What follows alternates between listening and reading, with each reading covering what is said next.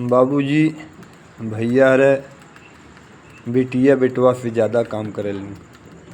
बिटिया जितना काम कर देलिन उतना बेटवा नहीं करेलिन। लेकिन बिटिया 3 बार मरेलिन भैया। एक बार जन्मी तबे लोग पूछी का हो तोहरे का भयल बा, कहीं बिटिया न भयल बा। एक बेरी गांव से विदाई होला, डोला निकलेला, तब पर भी बिटिया समझ मर गई, सब रोवल है। एक बेरी मरबे करेलिन।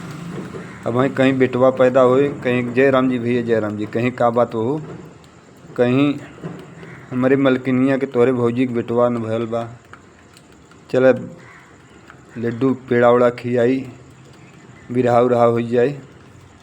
मंगल कवि अशोक पप्पू यादव के ना कुछ बिरहवई हो जाए, सोहर ओहर हो जाए, ऐसन बात भैया। लेकिन जितना काम बिटिया करेलिन उतना बेटवा नहीं करेलिन। सभी दर्शक भाइयों को नमस्कार।